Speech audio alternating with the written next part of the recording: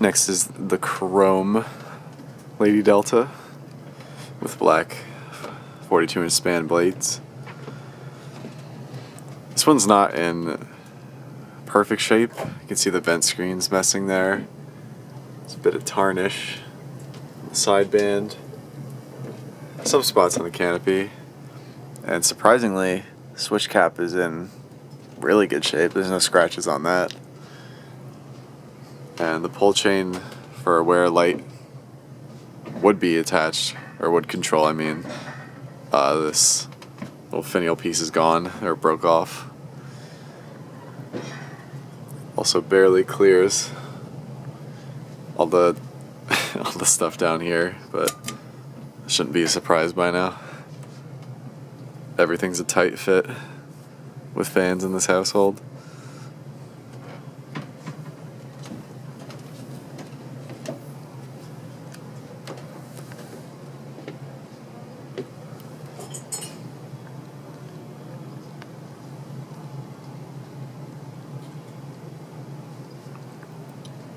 You really don't see these motors in chrome too often unless it's paired with like Avalon blades or something.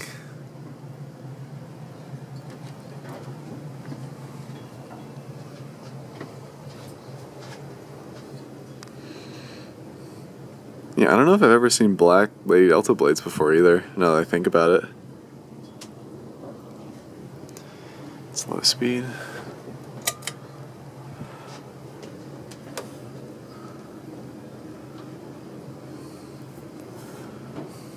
I'm trying to video one Lady Delta for every finish that it came in, even if it's not my fan. So this is a rare one checked off the list.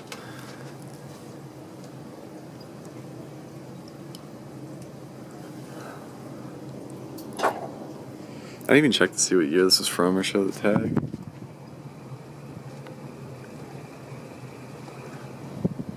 Oh, I can't see well from where I'm standing.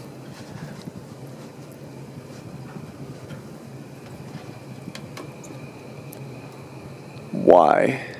So 1990.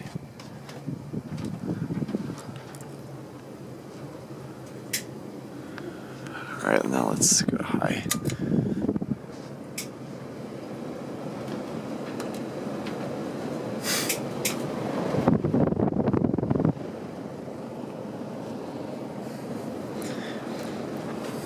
And still, it stands. One of the most powerful small ceiling fans ever made.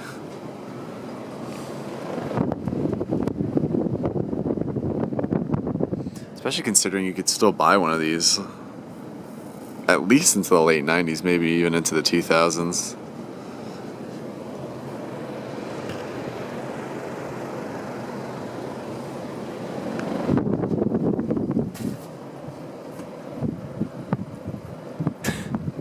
Camera could not keep up. Barely. This is in the middle of everything. You can see all the way back there is the other Lady Delta.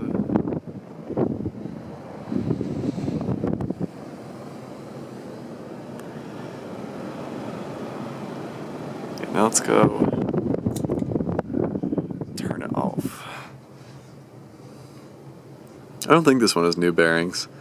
This one also came from Spencer at a previous Fanimation trip, I believe. Because Spencer just has a ton of rare stuff, and every once in a while he decides to purge some of it.